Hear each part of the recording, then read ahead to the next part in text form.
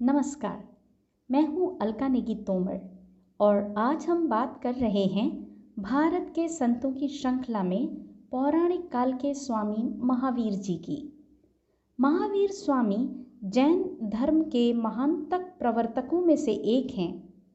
आगे बढ़ने से पहले कृपया चैनल को लाइक, सब्सक्राइब व शेयर करें। यहाँ पर दिया वृत्तांत श्री मानक जैन जी की पुस्तक लाइफ ऑफ महावीर जी से प्रेरित है। महावीर जी का प्रादुर्भाव लगभग 6वीं शताब्दी ईस्वी पूर्व माना जाता है। वे गौतम बुद्ध के समकक्ष हैं। उनका नाम नाथपुत बौद्ध रचनाओं में पाया गया है। उनके माता पिता ने उनका नाम रखा था वर्धमान। चूँकि बालक वर्धमान ने बाल्यपन में ही वीरता की अनेक लीलाएं की थी, इसलिए जनसाधारण ने उन्हें नाम दिया महावीर। इन अनेक नामों के कारण कई बार उनके विषय में गहन अध्ययन करने वाले शिक्षार्थी दुविधा में रहते थे, परंतु अब इन नामों के प्रति कोई मतभेद नहीं है। ये सभी नाम उस एक ही व्यक्ति के हैं जिन्हें हम महावीर के नाम से जानते हैं। महावीर के नाम से कई कथाएं व किस्से प्रचलित हैं। उनकी कथा अत्यंत प्रेरणादायक है। वह आज भी उतनी ही समसामयिक है जितनी उनके कालखंड में थी। वर्धमान महावीर का जन्म कुंडलपुर, जो कि वैशाली राज्य की सीमा पर स्थित था, में हुआ था। कुंडलपुर राज्य गंडकी नदी के तट पर बसा था। इनके पिता सिद्धार्थ वहाँ के राजा थे। इनकी माता अत्यंत कुलीन व शालीन थीं। वे वैशाली की राजकुमारी थीं। महावीर स्वामी बाल्यपन में ही अत्यंत बलिष्ठ व निर्भय थे। यद्यपि उन्हें राजसी ठाट बाट से रहने की सभी सुविधाएं उपलब्ध थीं, तो भी महावीर भौतिक सुखों से परे थे। यह बात अभी स्पष्ट नहीं है कि उन्होंने बाल्यपन में ही संन्यास ले लिया था या कि गृहस्थ जीवन जीने के बाद संन्यास लिया था। यद्यपि श्वेतांबर एवं दिगंबर जैन इस विषय में एक मत नहीं है, तथापि ये तो स्पष्ट है कि उन्होंने संन्यास लिया था व गहन तप किया था।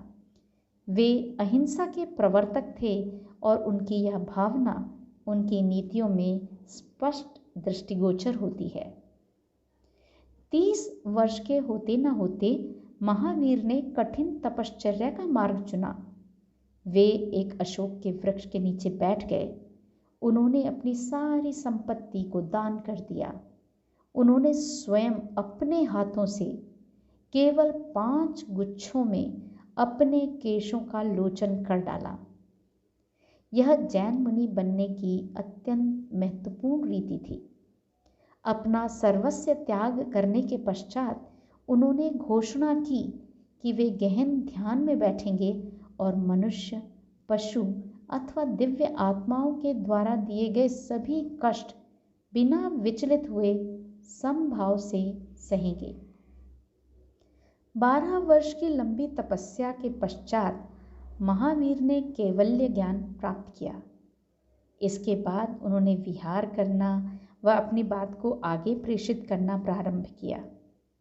गौतम इंद्रभूति नामक व्यक्ति उनका प्रथम शिष्य हुआ।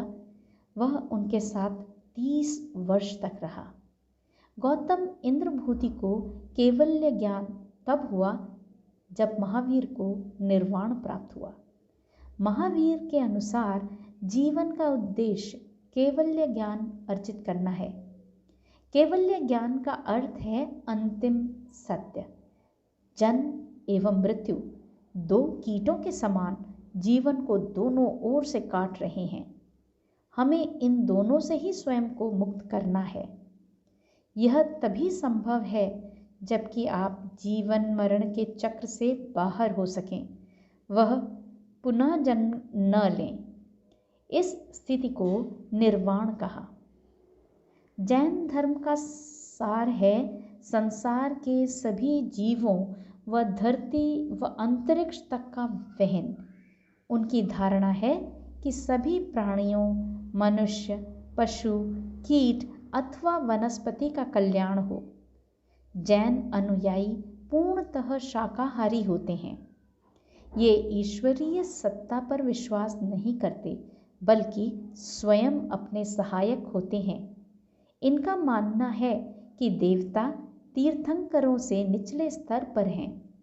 ये पुनर्जन्म पर विश्वास करते हैं व अपने भले बुरे कर्मों के सभी अवशेष मिटा देने में विश्वास रखते हैं। इससे वे जन्म मृत्यु के बंधन से मुक्त हो सकते हैं और निर्वाण प्राप्त करें। जैन मत के 3 प्रमुख सिद्धांत हैं: सही धारणा, सही ज्ञान व सही व्यवहार।